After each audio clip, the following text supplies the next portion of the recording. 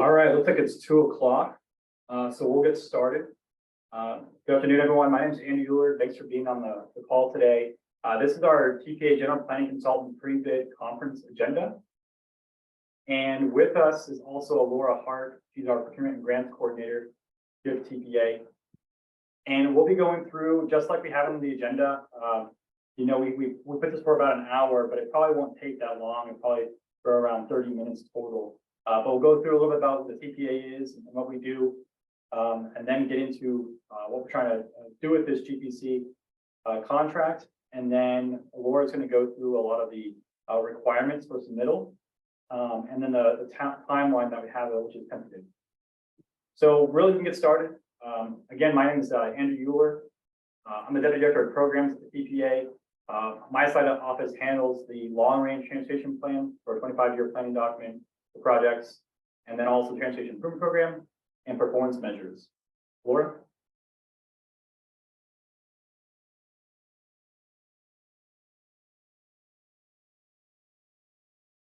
Good afternoon, everyone. My name is Laura Hart. I'm the Procurement and Grants Coordinator here at the Palm Beach TPA.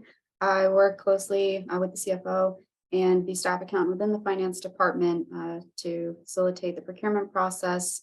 I'm happy that you guys have all joined us today. Hopefully we can answer all your questions and kick this procurement off. Thanks, Laura. Okay. So we'll get started with what is a TPA and what we do.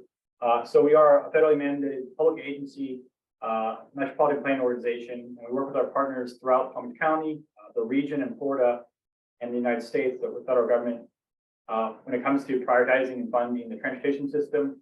We do that mostly through federal funds and prioritization, and then also we work closely with the state on prioritization of state funding. Overall, this comes to around $3.4 billion in the next 5 years when it comes to transportation improvement program projects for all types of modes. And then our mission here is to collaboratively plan, prioritize, and fund the transportation system with the vision of a safe, efficient, connected multimodal transportation. So what have we seen in these general planning consultants that we've had in the past and we're going out for bid again for is they really support our day-to-day tasks as a metropolitan planning organization. And all of this is really outlined in our Unified Planning Work Program. And you can see the current UPWP on our website for fiscal year 23-24, so that 2-year time band. That's at palmbeachtpa.org/UPWP. And so there's that document, and then we have another one that goes with that really focuses attention more. And that's our strategic plan. We put this out annually around June of every year for the next fiscal year. And so those two documents are really the first basis of what we're looking for when it comes to GPC. So it's related to a lot of the tasks that you'll see in those two documents. And in those documents, you also see how much really gets allocated towards what the staff is going to be doing versus what planning consultants going to help with. So if you go through those documents, you'll actually see how much we have for consultants to do work on different activities. So for this upcoming GPC, it's a little bit more background on what we're looking for in this. So we're looking to have 2 main teams or consultants to provide transportation plan activity support for us at the TPA. So hopefully we're able to award 2 of those. And the way it works is we issue work orders throughout the year to the consultants based on expertise or whatever the necessary things we need to balance out the task between the 2 main consultant groups. These are 3-year contracts with the option to extend those contracts, and that's on the TPA to want to extend it or not. And then lastly, for this process, you'll go through the timeline that Laura's going to talk to you about, but the final approval is actually at the governing board. So we'll go through as staff the procurement process of doing the here at the pre-app meeting. We'll get the applications in, we review and score them, have the interviews with candidates, and then the final approval of that with the actual agreement will go to the governing board for approval. So what have we done in the past for work orders? when it comes to our GPCs, be very similar to what we're looking for in these next work orders. So we do a lot of high-level planning when it comes to both county-wide and then also when it comes to corridor studies, and then mobility plans for smaller municipalities if they need support on those, safety plans, and corridor studies, if I haven't mentioned that already. A good example this past time around was the Oak Tree Boulevard and State Road 7 multimodal corridor study, which studied out from Wellington Mall all the way to downtown West Palm Beach. Large effort that both major general planning consultants we had for our teams both worked on that. So both teams worked on that. That one was a major one. We've had specific smaller studies when it came to COVID-19 impacts. We've done a US 1 corridor study in the past. And then we've also done a few other just more specific mobility plans for multiple jurisdictions throughout the county. Other things that we looked for in the past and we've had our GPCs work on include some of the more administrative tasks. So assisting us with the development of our Unified Planning Work Program that is mentioned earlier. A lot of updates to our public participation plan. So a lot of our requirements we have as an NPO. And then also they've helped with getting projects from more that high level study into more of a preliminary engineering and sort of that scoping a project and high level cost estimates so that we get the work program ready for the Department of Transportation. Laura?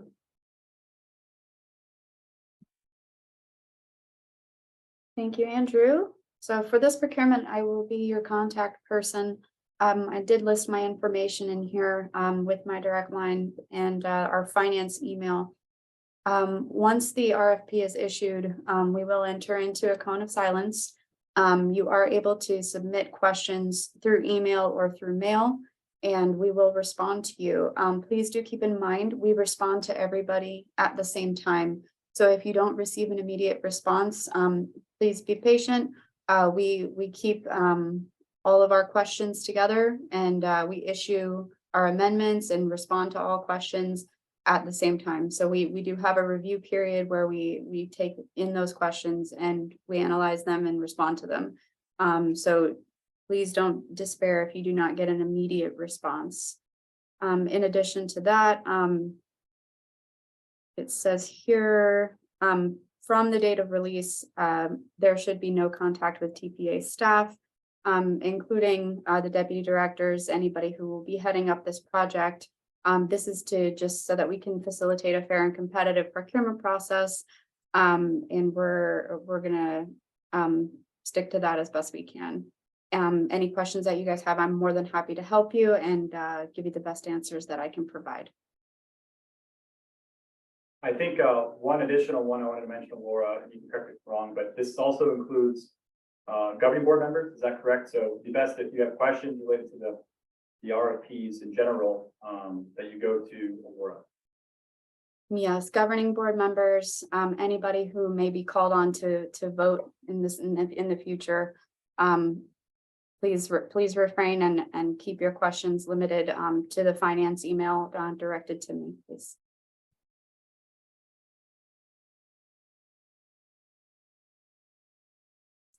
Here, we've put out a timeline. I do want to draw your attention to the bottom where it says subject to change. These are some targets that we have, and we're going to do our best to stick to them.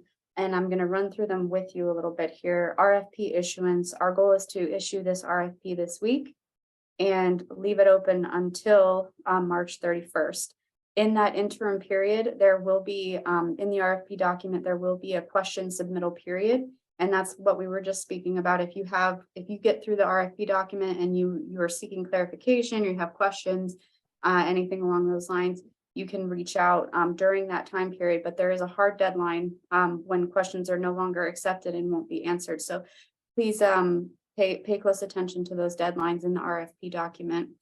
There will be 2 committee meetings. Selection committee will hold a first meeting to shortlist. They'll go ahead and draw up a short list of people they want to hear oral presentations from. So please keep in mind, you could be called in for an oral presentation where you'll be asked to expound on the information you provided in your proposal. So you have your first selection committee, April 18th, hoping to hold oral presentations on April 25th.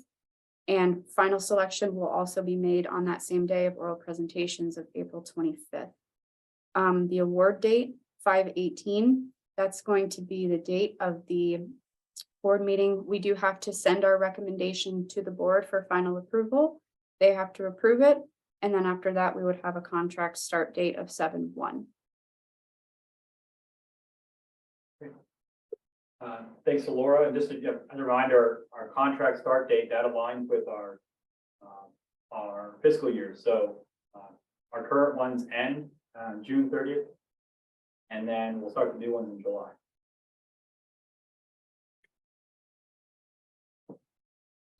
And here, required submission documents. So in addition to your proposal, there are a number of forms that will be required.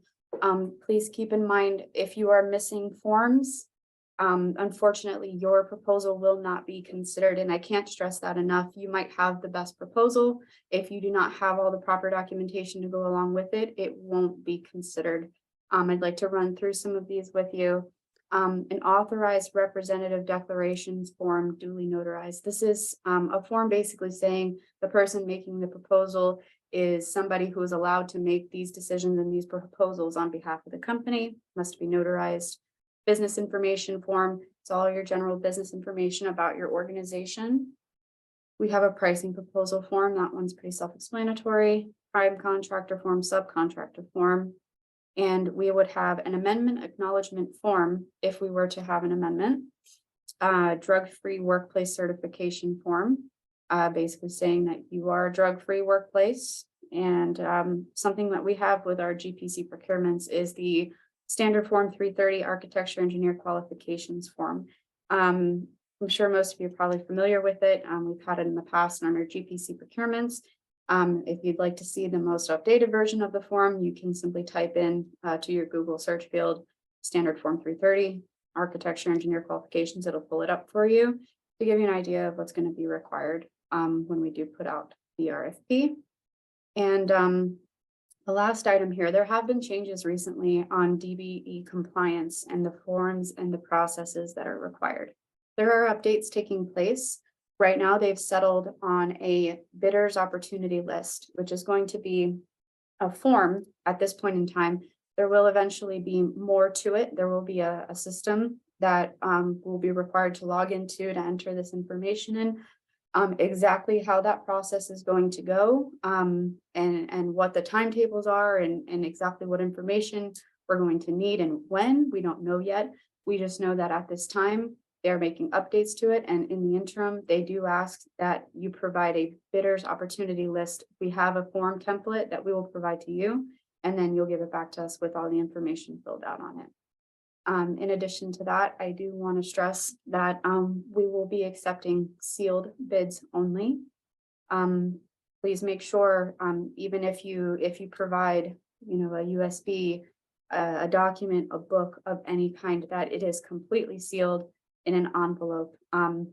No envelopes open, no open boxes, nothing of that sort. It would be a shame to have to disqualify your proposal based on something like that. So please keep that in mind as well. So stay tuned, more documents to come.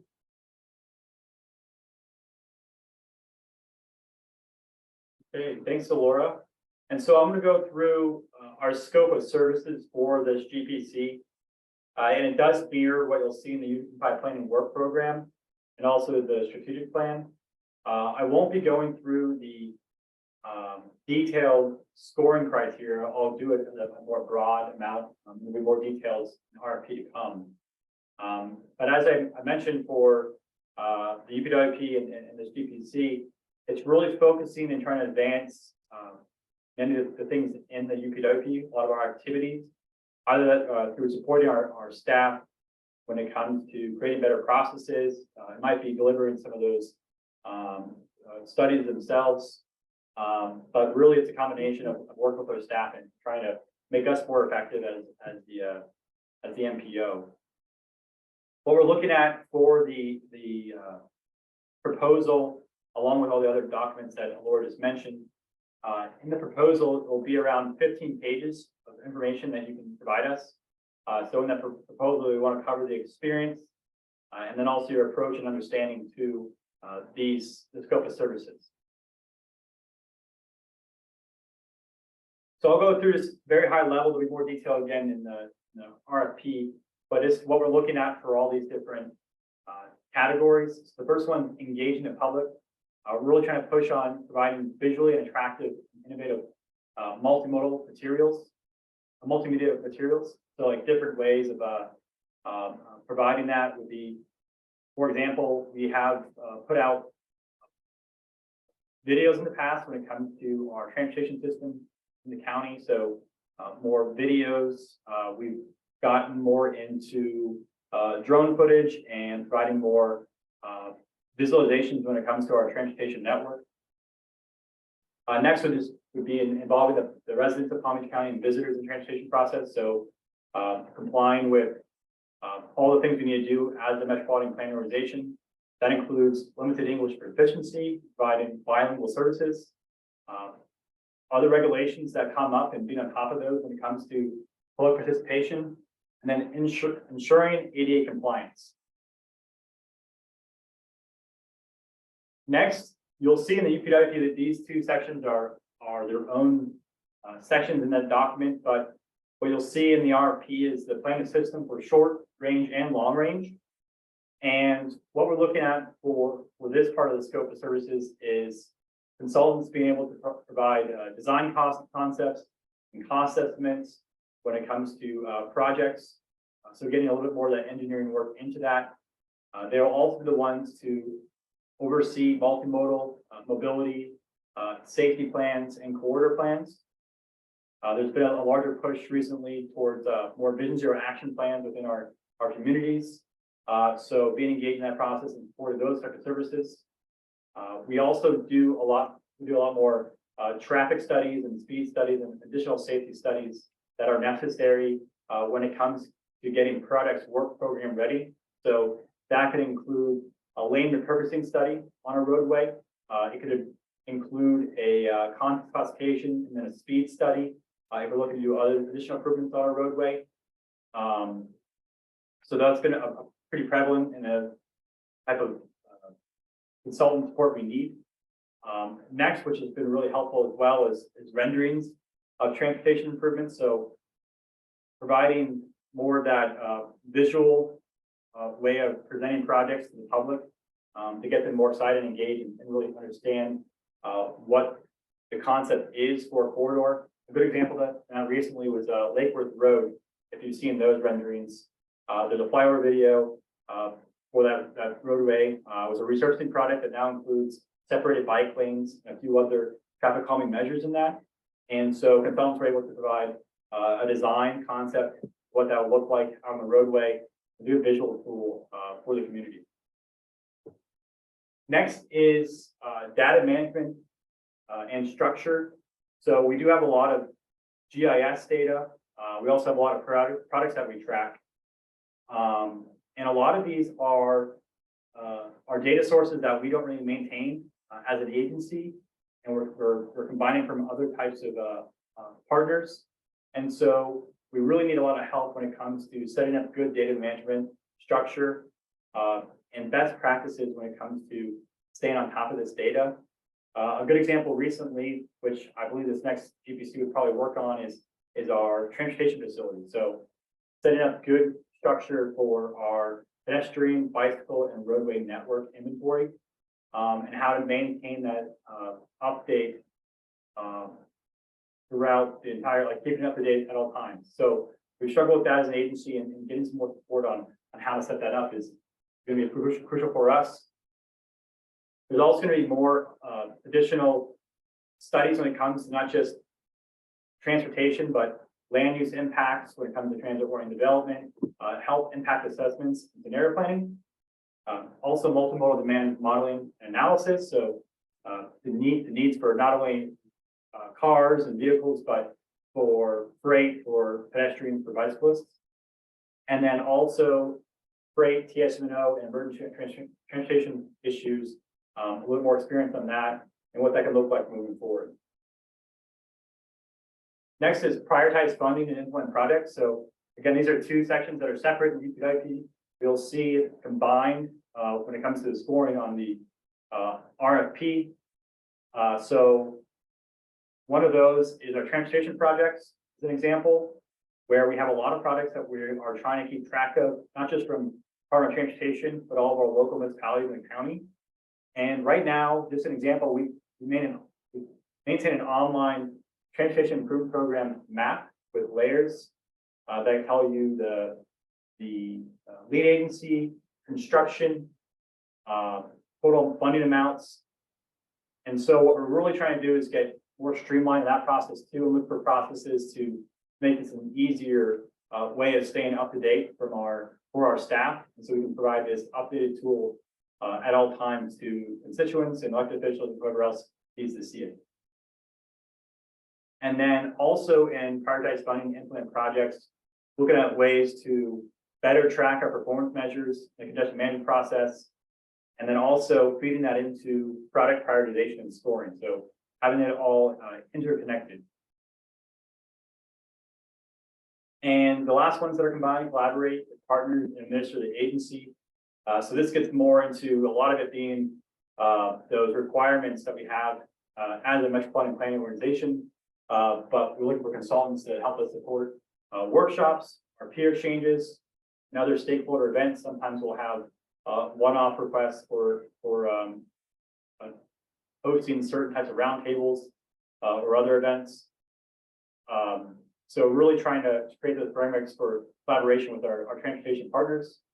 And then there might also be additional work when it comes to supporting our Unified Planning Work Program and managing the just overall administrative process of that, financial reporting, and other relative activities when it comes to more of that administration and finance side.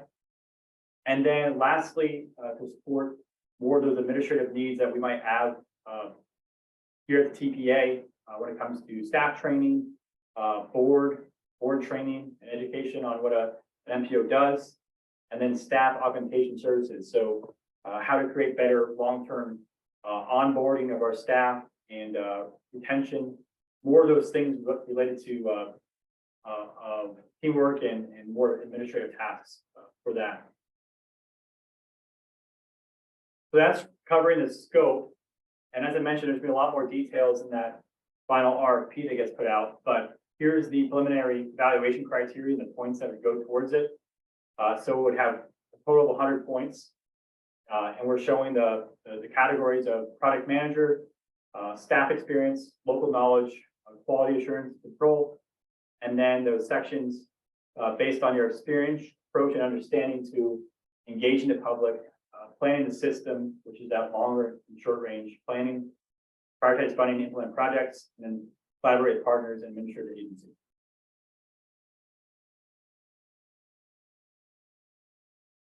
Laura? Sure, and we touched on this briefly earlier. This is the DBE slide. So all federally assisted TPA contracts are required to be DBE compliant with the following. We will need that bidder's opportunity list, for the services. We need that submitted with the RFP document. All invoices and deliverables shall identify the participation of DBE vendors. And down here at the bottom, this is the most important language here. All executed contracts shall comply with current and future DB reporting requirements as modified by the Florida Department of Transportation. So we do expect them to change what is going to be required. It's just a matter of when. Currently, they're only asking for the bidder's opportunity list. We do expect that to change. So please do keep that on your radar. You may eventually be asked to, like I said, log into their system and enter in information there. At which point, we will go through training with that. We will help you along with that as much as we are able. But I did want to point that out. There will be changes in the future. So please keep that in mind.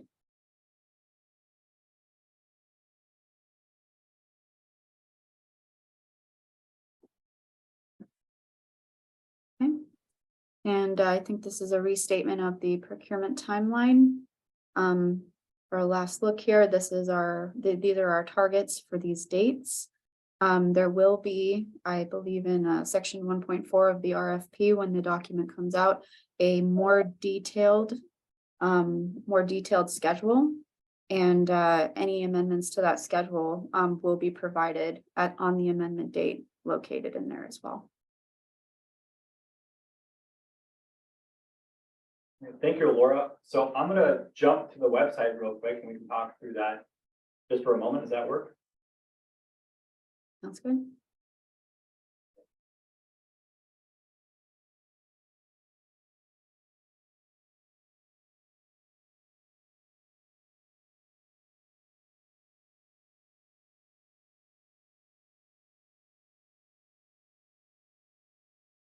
Can you see my screen, Laura? I can see it. It might be a little small. Let me see. I'll run through this if you don't mind.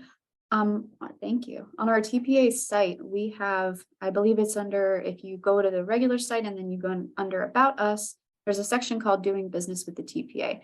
This is where all of our notices and all of the information, including the RFP document, this is where all that stuff is housed. The RFP hasn't been issued yet, so it does not exist here as of right now. But information regarding the RFP, any amendments, like you see the notice of pre-bid conference and the agenda would be found here. Once this meeting is over, this has been recorded. This is going to be posted there as well. This is your best resource to find the most updated information about what's going on with the RFP. So once it's posted, this is where you'll find the RFP documents. Okay. And just a reminder that, you probably already got to this website and looked at the agenda for this through this notice here for pre-bid conference. If you haven't signed up yet for the future business opportunities, it would really help us make sure that we don't miss anybody. This is our formal way of contacting everyone.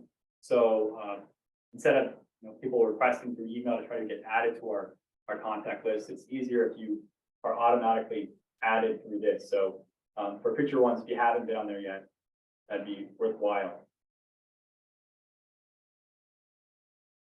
Okay, I think that's about it on that. Let's see if we have any questions. Do we have a questions pop up? Let's see if we have any that are anonymous.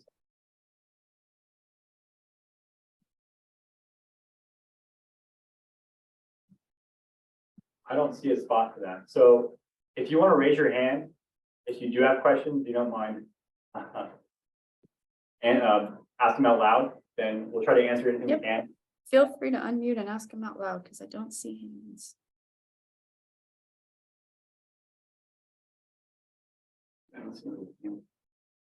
Okay. We can stay on for a few more minutes if you'd like.